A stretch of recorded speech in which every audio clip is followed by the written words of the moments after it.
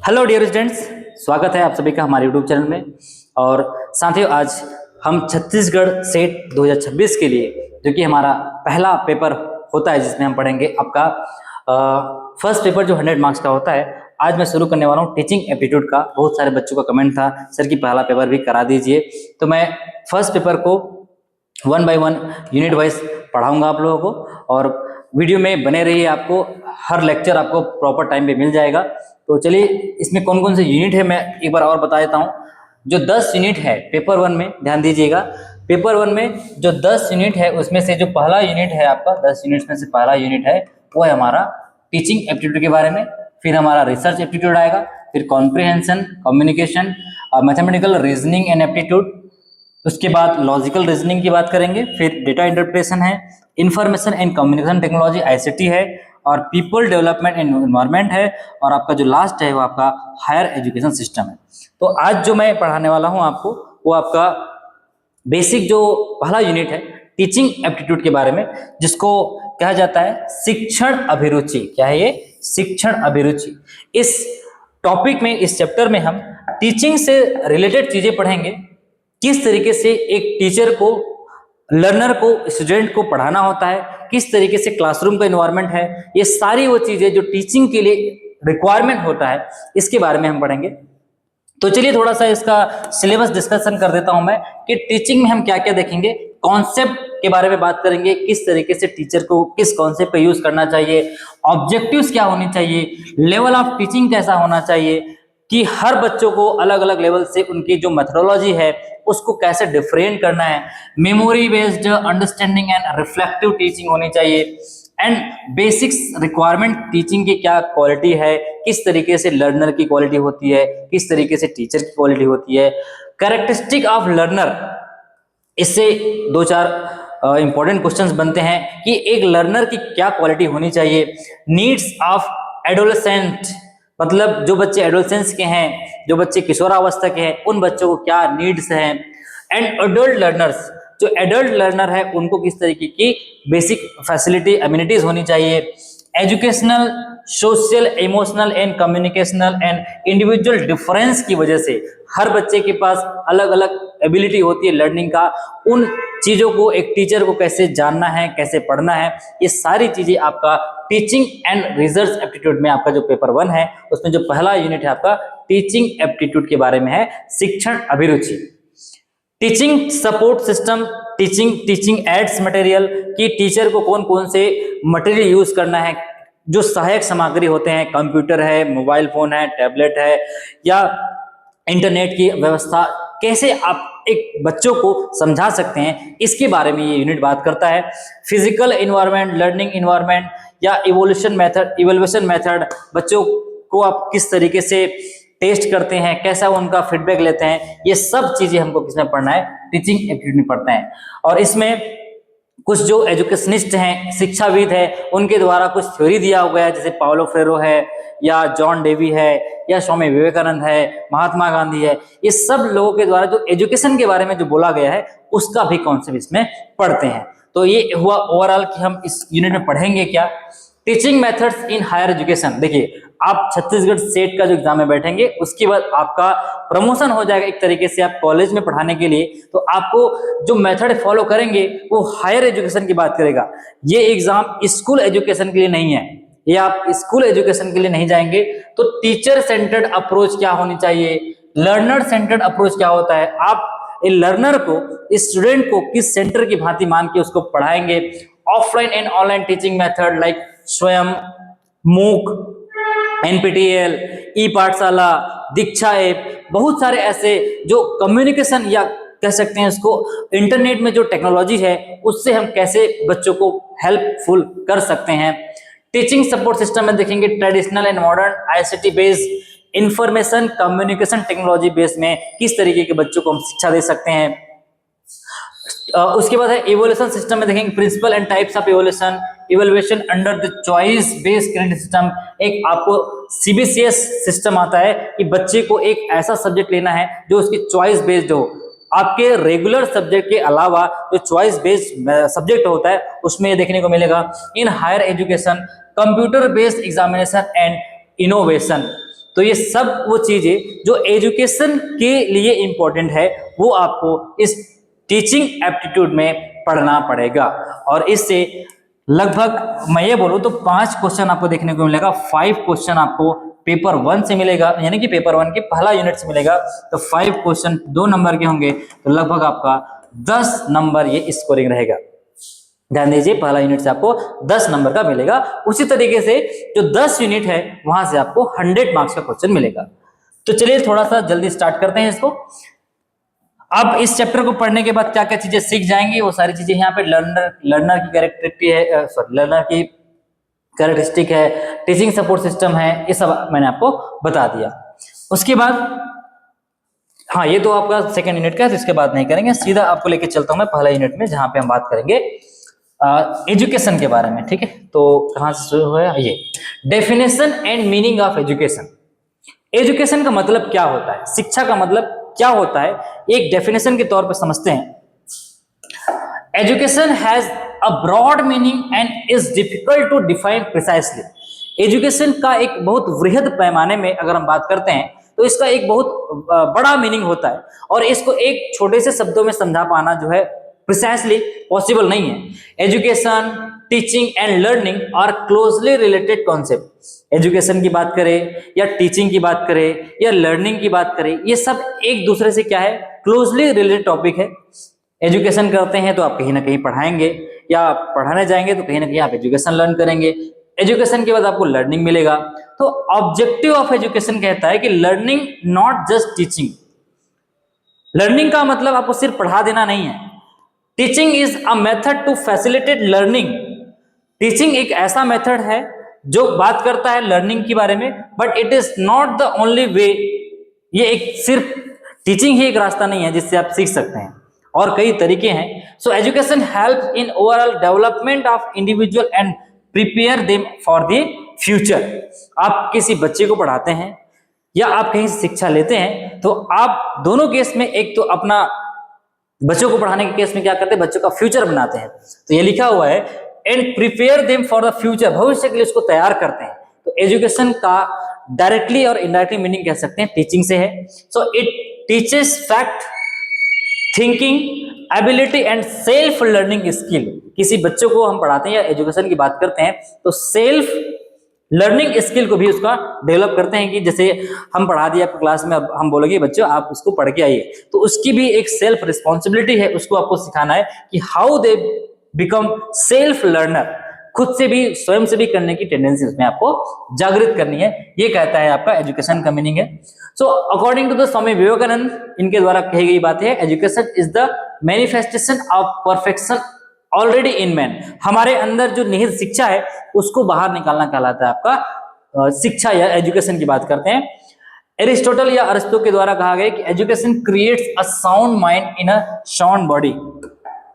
एक peaceful body में peaceful मानसिकता या कह सकते हैं मन स्थिति का निर्माण करता है, वो कहलाता है हमारा एजुकेशन। हेनरिच पेस्टोलॉजी के द्वारा कहा गया है कि education is the natural, harmonious and progressive development of man's innate power. मनुष्य की आंतरिक शक्ति का विकास करना ही क्या कहलाता है, शिक्षा कहलाता है। जॉन डेवी के द्वारा कहा गया education is the power by which man control his environment and fulfils his possibility.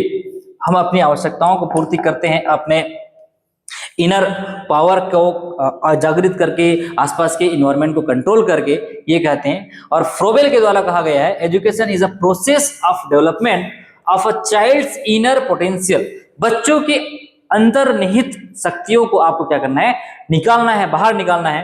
To participate meaningfully in society and the environment. बच्चों को समाज के लिए आपको क्या करना है, तैयार करना है। पर्यावरण के लिए, मतलब आपके आसपास जो पर्यावरण है, कैसे बोलना है, कैसे रहना है, ये सब चीजें हम किसकी बात करते हैं, एजुकेशन के बारे में। तो अगर सारे के डेफिनेशन को आप ध्यान से देखेंगे तो सबके सबको कहने के यही मतलब है कि आंतरिक शक्ति को जगाइए, उनके अंदर में निहित जो पोटेंशियल है उसको आप क्या करिए, बाहर निकालिए। यही हमारा एजुकेशन का मतलब हो सकता है।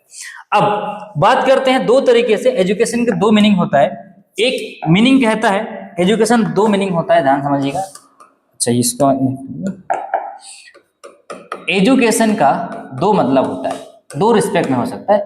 पहला रिस्पेक्ट हो सकता है इसका ब्रॉड मीनिंग, ठीक है, क्या है ये, ब्रॉड मीनिंग हो सकता है, और इसको बोला जाता है आपका वृहद मीनिंग या ब्रॉड मीनिंग।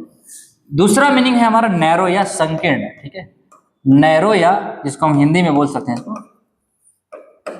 संकीर्ण। मतलब क्या होता है, तो ब्रॉड मीनिंग क्या है, अगर आप किसी शिक्षा की बात करते हैं, एजुकेशन की बात करते हैं, लर्निंग की बात करते हैं, तो ये इसके लिए आपको किसी टाइप का कोई सिलेबस डिजाइन नहीं होता। आप इसको घर में सीख सकते हैं, इसको आप ऑफिस में एजुकेशन ले सकते हैं किसी से, कहीं भी आप पार्टी में गए हैं तो भी वहां से आपको एजुकेशन मिल जाएगा, कुछ बातें सीखने को मिल जाएगा।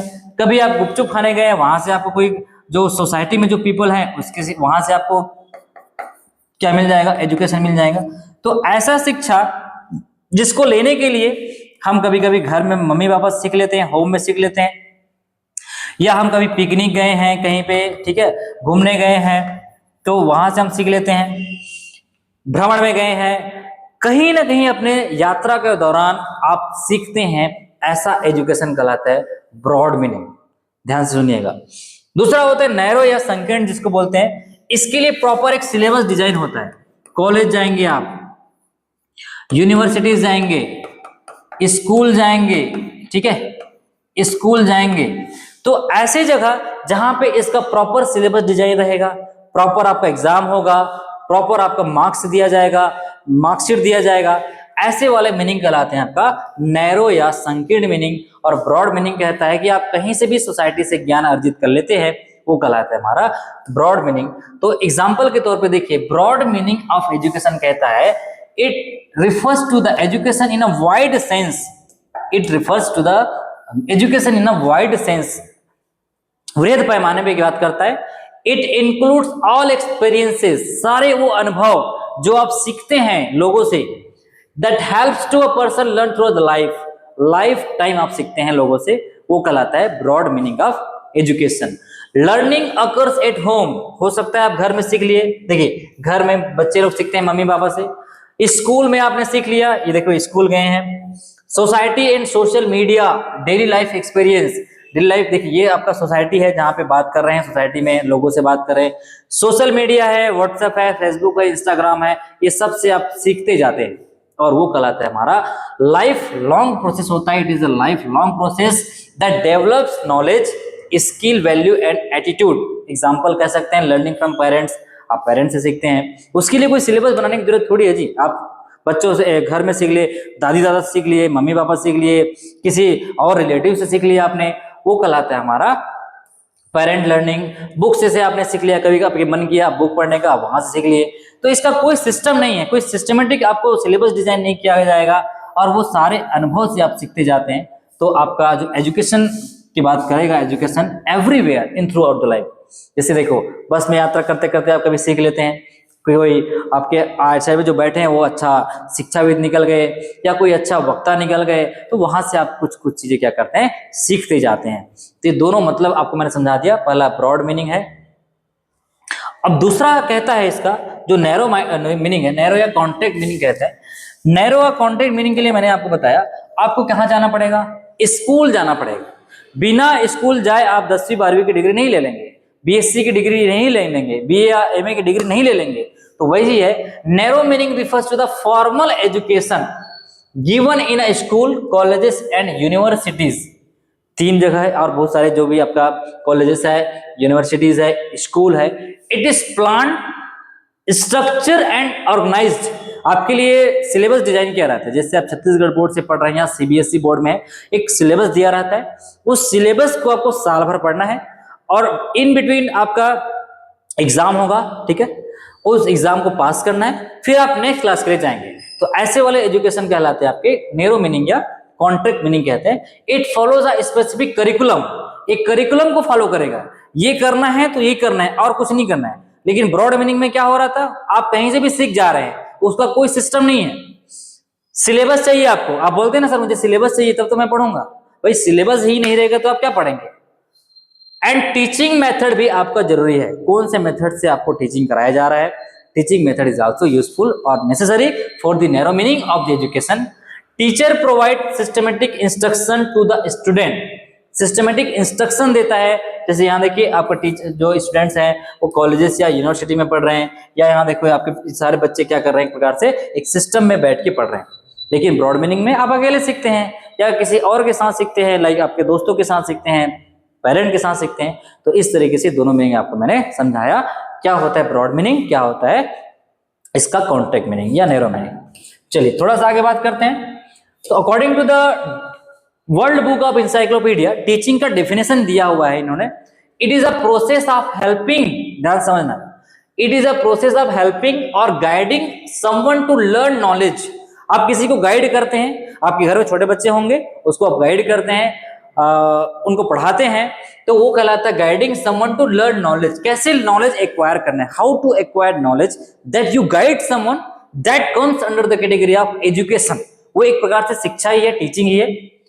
स्किल, एटीट्यूड और value, it involve interaction between teacher and learner.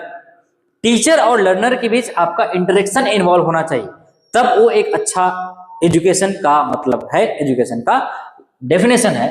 To facilitate learning, the main aim of teaching is to bring about desired changes. आप किसी को शिक्षा दे रहे हैं, किसी को पढ़ा रहे हैं, या आप खुद पढ़ रहे हैं, तो आप अपने आप में बदलाव चाहते हैं, you want to change universal, अपने आप में बदलाव चाहते हैं।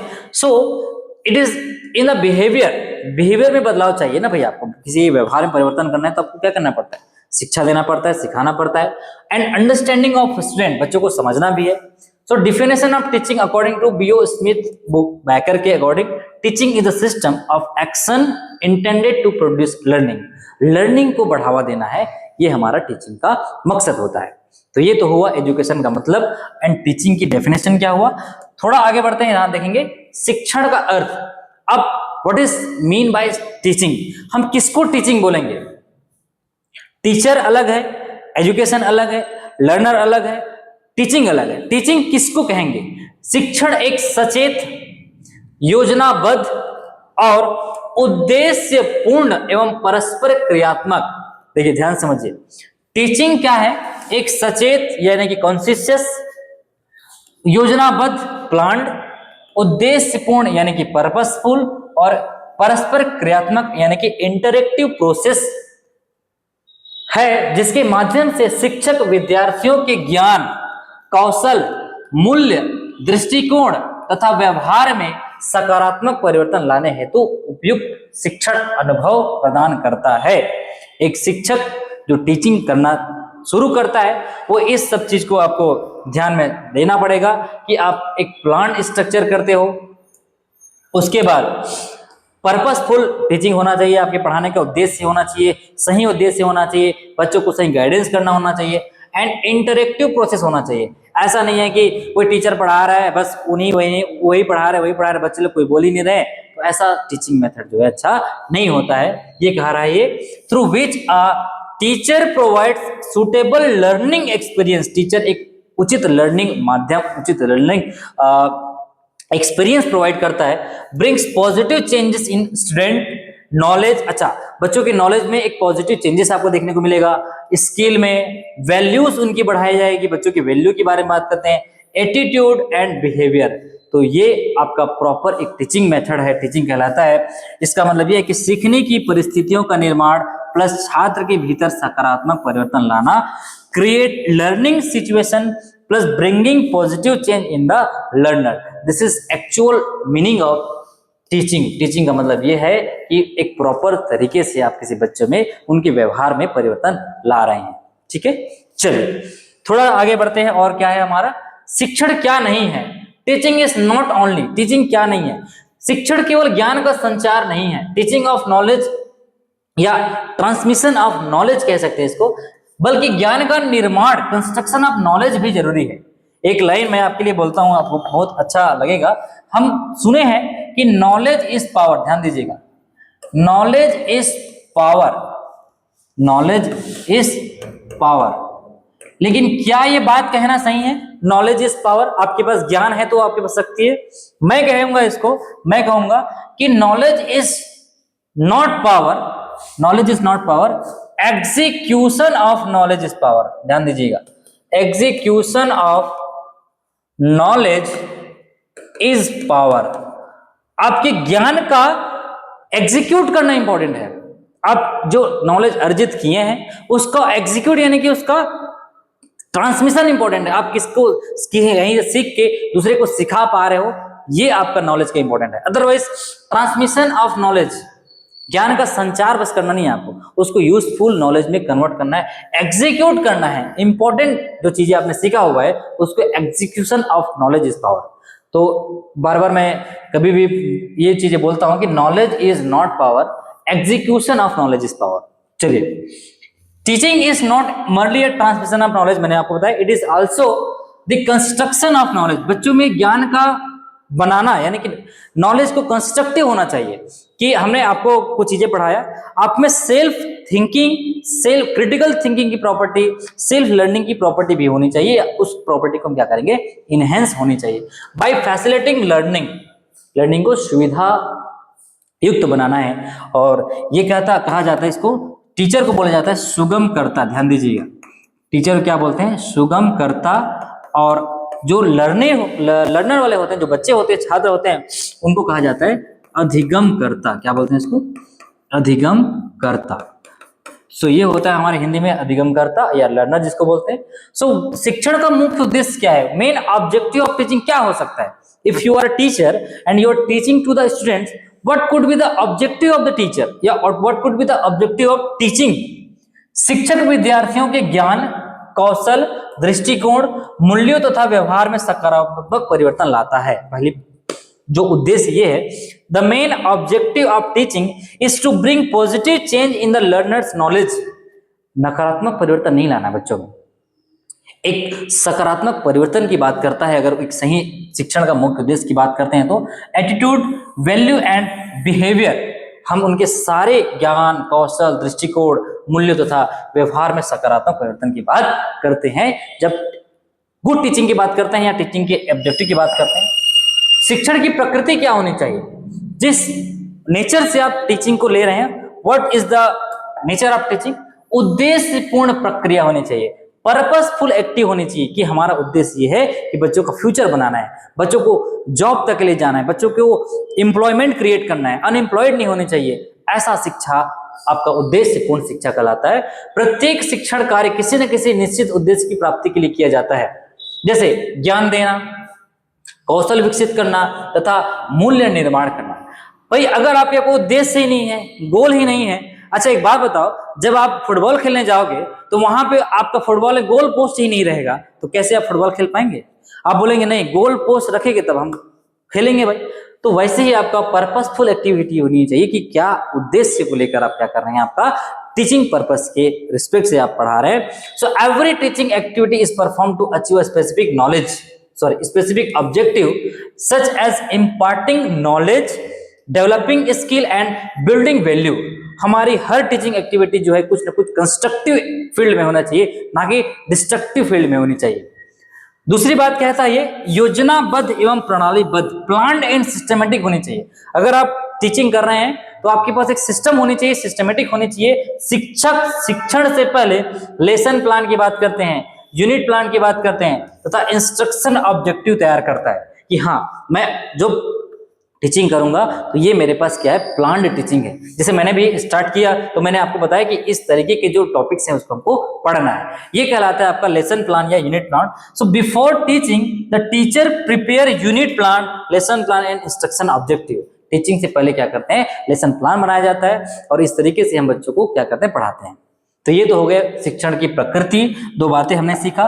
तीसरी बात है परस्पर क्रियात्मक प्रक्रिया, इंटरेक्टिव प्रोसेस क्या होता है। अगर आपकी टीचिंग में इंटरेक्टिव प्रोसेस नहीं है, शिक्षक और विद्यार्थी दोनों शिक्षण अधिगम प्रक्रिया में सक्रिय भागीदारी होते हैं, एक्टिव पार्टिसिपेंट कहलाता है।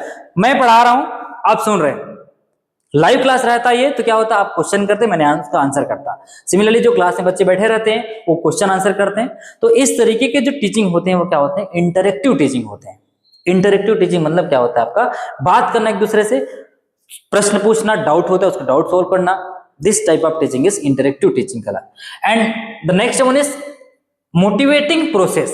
If teaching process is to be motivating process, तो वो अच्छा टीचर हो सकता है, अच्छा टीचिंग हो सकता है। शिक्षण विद्यार्थियों को सीखने के लिए प्रेरित करता है तथा उसकी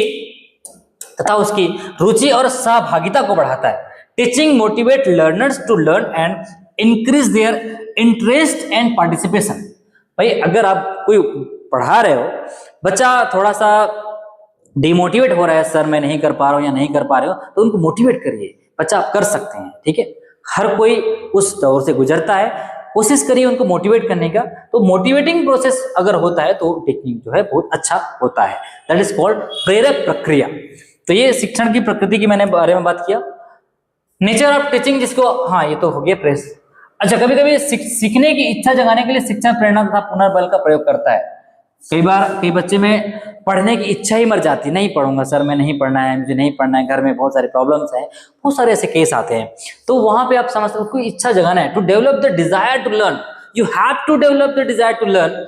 the teacher uses motivation and transformation. Teacher क्या करता है, कोशिश करता है कि वो बच्चे आगे आए, पढ़े, और कमजोर बच्चों को आगे करने की कोशिश करता है। ऐसे टीचर बहुत अच्छे टीचिंग मेथड का यूज करते हैं। सो मोटिवेटिंग प्रोसेस में ये बातें हैं। नेक्स्ट वन है चेंज ओरिएंटेड। अगर आप पढ़ा रहे हैं, if you are the teacher, तो आपको सीखना या व्यवहार में परिवर्तन जरूरी है। बच्चों की व्यवहार में परिवर्तन लाना है। कई बच्चे बहुत जल्दी गुस्सा हो जाते हैं, कई बच्चे बोल ही नहीं पा रहे हैं, तो उनके व्यवहार में आपको परिवर्तन करना है। You have to change in the behaviour of the student. So learning means change in behaviour, therefore teaching is always change oriented. Teaching को क्या होना चाहिए, चेंज ओरिएंटेड होना चाहिए, and aims to bring positive change, negative change नहीं। कभी कभी बच्चों में क्या होता है, नेगेटिविटी आ जाती है, अरे यार इस शिक्षक मेरे को, ये टीचर मेरे को ऐसा बोल दिया, वैसा बोल दिया। नेगेटिव माइंड नहीं सेटअप करना है बच्चों के लिए। ऑलवेज एंड ऑलवेज सबको अच्छा मानना है, आपको सबको बराबर मानना है, कभी भी नेगेटिव माइंडसेट नहीं करना है। और ये learners behaviour, knowledge and skills, learner के बिहेवियर में आपको चेंजेस देखने के लिए मिलेगा, तो ये आपका टीचिंग अच्छा रहेगा। कंटिन्यूअस प्रोसेस की बात करता है टीचिंग, कभी भी ऑलवेज एंड ऑलवेज याद रखना, ये कंटिन्यूअस प्रोसेस है। आप जन्म से लेके मरते तक आप सीखते रहते हैं। तो शिक्षण एक बार में होने वाली घटना नहीं है। कभी भी शिक्षण को आप एक बार में कर देंगे, हाँ आज पढ़ा दिए हो गया, अब ऐसा नहीं। शिक्षण एक बार में होने वाली घटना नहीं, बल्कि निरंतर चलने वाली प्रक्रिया है।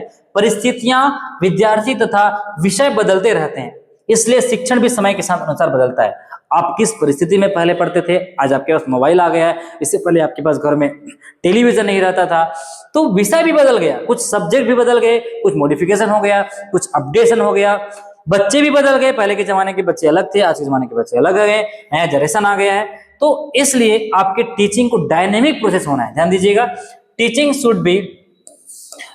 Should be dynamic, not static. एक ही मेथड को हर समय फॉलो नहीं करना है। You have to change your method to change the scenario what you are teaching. That is why teaching is a dynamic process. मनोवैज्ञानिक आधार पर आधारित शिक्षण विद्यार्थियों के मनोवैज्ञानिक पक्षों पर आधारित होता है। जैसे उसके इंटरेस्ट क्या है, नीड्स क्या है, इंटेलिजेंस क्या है, मोटिवेशन, लेवल ऑफ डेवलपमेंट, ये सारी चीजों को ध्यान में रखते हुए आपको क्या करना है, शिक्षा देना है। इंटरेस्ट जरूरी है भाई। अगर आप किसी बच्चे को पढ़ा रहे हो, उसका ध्यान कहीं और है, खेलने में, कूदने में, नाचने में, गाने में, खाने में, तो क्या पढ़ा पाओगे। सो आपको इंटरेस्ट क्रिएट करना है, that you are the teacher, you are the boss, you are the everything for the student. आप बच्चों के लिए सब वो चीजें हैं जो उनको पढ़ाना है। इंटरेस्ट, उनकी नीड क्या है, उनकी इंटेलिजेंस को चेक करना है कि बच्चा कहाँ तक सीख पा रहा है, उनकी प्रायर नॉलेज को चेक करना है कि फटाक से उसको पढ़ाना शुरू नहीं कर देना है। ये सारी चीजें किसमें होनी चाहिए, क्वालिटी होनी चाहिए इसमें, टीचर में। उनको मोटिवेट करते रहना, नहीं बेटा आप कर सकते हैं, you can do, always never say कि आप नहीं कर सकते। Teaching is based on the physical, psychological characteristic of learner such as interest, ये वही है। चलिए थोड़ा आगे बढ़ते हैं। पर्पस ऑफ टीचिंग आपको मैं बता दिया, क्या क्या आपका पर्पस होना चाहिए, क्या क्या उद्देश्य होना चाहिए अगर आप पढ़ा रहे हैं। तो आप एक टीचर में पर्पस क्या है, टू प्रमोट लर्निंग, सीखने को प्रमोट करना है, to develop skill, to change और improve behaviour, to develop critical thinking, इसको भी डेवलप करना है, to transmit value, culture and social norms, एक कल्चर को दूसरे कल्चर को इंट्रोड्यूस करना है, to transmit values, culture and social norms. जो समाज में जो चीजें चल रही है उसके बुरे पक्ष को, अच्छे पक्ष को बच्चों को बताना ही आपका क्या है, टीचिंग का पर्पस होना चाहिए। To prepare student for future life and responsibility, भविष्य की जिम्मेदारियों को वहन करने के लिए, निर्वहन करने के लिए हमको क्या करना पड़ेगा, बच्चों को शिक्षित करना पड़ेगा, और ये हमारा पर्पस ऑफ टीचिंग होनी चाहिए।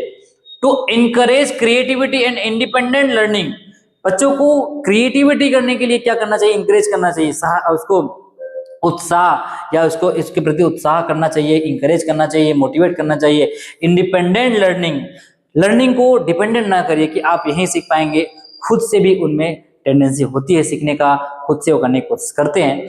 तो ये होता है हमारा पर्पस ऑफ टीचिंग। और पर्पस ऑफ टीचिंग और हो सकता है, इसमें आप बात करते हैं गोल ओरिएंटेड प्रोसेस होना चाहिए, बिना गोल के आपको पढ़ाना शुरू नहीं करना है। इंटरेक्टिव प्रोसेस मैंने आपको बता दिया, प्लान्ड एंड सिस्टमेटिक होनी चाहिए।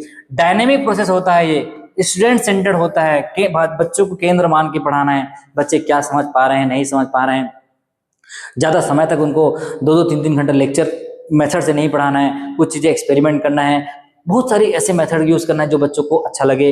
कंटिन्यूअस प्रोसेस होता है, सोशल प्रोसेस है, बच्चों को समाज से जोड़ना है। भाई ज्ञान देना ही इंपॉर्टेंट नहीं है, वो जैसे ही आप 8 घंटे 6 घंटे के बाद वो कॉलेज या स्कूल से घर जाता है तो मोस्ट ऑफ द टाइम वो समाज में बिताता है, दोस्तों के साथ बिताता है, तो वहाँ उनको ऐसी शिक्षा देना है जो उनके सोशल प्रोसेस को क्या करना पड़ेगा, सोशल डेवलपमेंट के लिए हेल्प करे। और ये मोटिवेशनल प्रोसेस तो होना ही चाहिए। Teaching motivate student to learn and practically active, ठीक है। तो टीचिंग क्या होता है, टीचिंग बाइपोलर प्रोसेस होता है। टीचर और लर्नर, पहले कहा जाता था कि टीचर और लर्नर जो है दो ही चीजें रहेंगे, एक छात्र एक शिक्षक, लेकिन बाद में ये कहा गया नहीं, टीचिंग जो है ट्राइपोलर प्रोसेस है, ठीक है। टीचिंग जो है 3 तरीके से हो सकता है भाई, पहले टीचर आएगा, उसके बाद उसको सीखने के लिए लर्नर आएंगे, और उस सीखने के लिए एक करिकुलम बना रहेगा, क्या बना रहेगा, सिलेबस बना रहेगा। तो टीचिंग को बाद में कहा गया teaching is a tripolar process, ये त्रिध्रुवी प्रक्रिया है। टीचिंग को क्या कहा गया, त्रिध्रुवी प्रक्रिया बोला गया, त्रिध्रुवी प्रक्रिया। और पहले तो अपना बाइपोलर बोला गया, फिर आपका ट्राइपोलर आया, फिर कहते हैं कि नहीं, इस टीचर लर्नर और करिकुलम के बीच एक और चीज जुड़ गया जो है हमारा सोसाइटी। क्या है हमारा, सोसाइटी जुड़ गया, सोशल एनवायरमेंट जुड़ गया। तो टीचिंग को क्वाड्रिपोलर प्रोसेस भी कहा जाता है, ये देखिए फिजिकल क्लाइमेट या सोशल क्लाइमेट बोल सकते हैं। It is a quadripolar process, ये चतुर्ध्रुवीय, टेट्रापोलर जिसको बोलते हैं। So according to the modern concept education is more of the tripolar process that involve people, teacher and the social environment. ये 3 चीजें हैं, वो आपको क्या करता है, ये बताता है कि टीचिंग जो है ट्राइपोलर प्रोसेस है। चलिए अब एक लर्नर की क्या क्वालिटी होनी चाहिए, एक एग्जाम में आया हुआ है, सीजी सेट 2024 की 19 में है। एक लर्नर की क्वालिटी आपको दे देते हैं, आप पूछेंगे which of the following is not the quality of learner. तो जो बच्चे सीखते हैं, ये आपको दिख रहा होगा, सीख रहे हैं, ये लर्नर है। और ये जो टीचर है क्या है हमारा, ये आपका फैसिलिटेटर या टीचर जिसको बोलते हैं, इसको बोलते हैं सुगम करता, ठीक है, सॉरी सुगम करता जिसको बोलते हैं। एक्टिव पार्टिसिपेंट, एक सीखने वाला छात्र के पास एक्टिव पार्टिसिपेंट की प्रॉपर्टी होनी चाहिए। Learner actively participate in the learning process. मान लीजिए ये टीचर पढ़ा रही है और ये सारे बच्चे देखो कैसे एकदम देख रहे हैं, इंटरेस्ट से देख रहे हैं कि मैडम क्या पढ़ा रही है, और अगर यही लोग नींद में रहते, सुनते नहीं, तो क्या वो अच्छे से लर्न कर पाते, नहीं कर पाते। Active participant is very important. Curious nature होनी चाहिए। कभी कभी क्या होता है, जब घर में नई चीजें आती है तो उसको खोलने के लिए, देखने के लिए बहुत क्यूरियोसिटी होता है, क्या होगा इसके अंदर, क्या होगा, कोई आपको गिफ्ट दे दिया तो क्या होगा, क्या क्यूरियस नेचर होनी चाहिए। Has a desire to ask question and gain knowledge, आपके पास नॉलेज गेन करने के लिए, if you are the learner, आपको नॉलेज गेन करने के लिए आपके पास क्या होनी चाहिए, प्रॉपर क्यूरियस नेचर होनी चाहिए। Different abilities, each learner has different intelligence, skill and interest. सारे जो लर्नर होते हैं, जो हम लर्नर की बात करते हैं, उनके पास अलग अलग एबिलिटीज है। कोई बच्चा जल्दी सीख लेता है, कोई बच्चा थोड़ा लेट होता है, कई कुछ ज्यादा ही जल्दी सीख लेते हैं। तो उन प्रॉपर्टीज में डिफरेंट एबिलिटी भी आता है। Motivation, learning depends on the motivation and interest of the learner. Learner को कितना मोटिवेशन है उसको सीखने के लिए, कितना उसको इंटरेस्ट है उस टॉपिक के लिए। कभी कभी हम देखना गलत चीजों को बहुत जल्दी सीख लेते हैं, या जो चीजें नहीं सीखना रहता है उसमें ज्यादा इंटरेस्ट रहता है। तो जिन चीजों में हमको ज्यादा इंटरेस्ट रहता है उसको हम बहुत आसानी से कर लेते हैं। इन द सेम वे आपको मोटिवेशन जरूरी है पॉजिटिव चीज को सीखने के लिए। You have to think about the positive thing. Continuous development, learner develop physically, mentally and emotionally through learning. ये क्या करता है, लर्नर अपना physical, mentally and emotionally throughout the learning changes लाता है। कभी कभी देखना बच्चा जब स्कूल जाता है तो उसको मन नहीं करता, लेकिन 1 2 3 साल बाद उसको स्कूल जाने का ही मन करता है। नहीं मैं स्कूल जाऊंगा, बोलोगे घर में रहो बेटा, नहीं मुझको स्कूल जाना है। बच्चा स्कूल जाने के लिए रोने लगता है, मुझे स्कूल भेजिए। तो ये इस चीज की जो चेंजेस आता है वो कंटिन्यूअस डेवलपमेंट की वजह से आता है। इंडिविजुअल डिफरेंस भी है, is every learner is unique in learning style and pace. और गोल ओरिएंटेड चाहिए, एक लर्नर को एक गोल होनी चाहिए कि मैं जो चीजें सीख रहा हूँ वो मेरे किस काम का है। तो learners try to achieve educational objective in personal goal. उसको एक गोल की इंपॉर्टेंट रहता है, यस मुझे ये गोल चाहिए तब जाके मैं पढ़ रहा हूँ। So these are the various properties of the learner that has already come in your exam। Creative thinking, self learning ability, adaptive nature भी होने चाहिए। कभी कभी बच्चों को स्कूल का इन्वायरमेंट जो है पसंद नहीं आता, स्कूल चेंज करा दीजिए, कॉलेज चेंज करा दीजिए, तो आपको उस माहौल में अपने आप क्या करना है, अडॉप्ट करना है। Learners can adjust to new situation. फटाक से कोई नया सिचुएशन आ गया तो वहां पे आपको एडजस्ट होना भी है। प्रॉब्लम सॉल्विंग एबिलिटी होनी चाहिए, समस्याओं को निदान करने का, किसी समस्या में तुरंत पैनिक नहीं होना चाहिए आपको। लर्निंग या लर्नर की क्वालिटी आप में होनी चाहिए। गुड कम्युनिकेशन स्किल, बात करने की कला होनी चाहिए। Learner develop the ability to analyse and solve the problem. किसी प्रॉब्लम को खुद से रिजॉल्व करने की कोशिश करिए, एनालाइज करिए कि ये क्या मुझे प्रॉब्लम है। एक लास्ट पॉइंट है, इसके बाद मैं लेक्चर खत्म कर दूंगा, जहां पे आप देखेंगे कैरेक्टरिस्टिक ऑफ टीचर। टीचर की क्या क्वालिटी होनी चाहिए। ऑप्शन में आपको क्वेश्चन में देते हैं कि which of the following is not the property of teacher, which of the following is not the property of learner. तो सबसे पहले जो प्रॉपर्टी है सब्जेक्ट नॉलेज तो होनी चाहिए, बिल्कुल होनी चाहिए। Teacher should have strong knowledge of the subject. भाई सब्जेक्ट की नॉलेज रहेगा तब तो वो अच्छे से पढ़ा पाएगा। तो ये कहता है आपका teacher should have strong knowledge of subject. Good communication skill चाहिए, good communication skill, ability to explain concept clarity, concept को क्लियरली समझाएं, जो चीजें आप पढ़ रहे हैं उसको अच्छे समझें, कंफ्यूज ना करें। कंफ्यूजन ज्ञान बहुत खतरनाक ज्ञान होता है। पेशेंस एंड अंडरस्टैंडिंग, टीचर के पास पेशेंस होना चाहिए, ध्यान से बातों को सुने, अंडरस्टैंड करे, उसके बाद आंसर दे।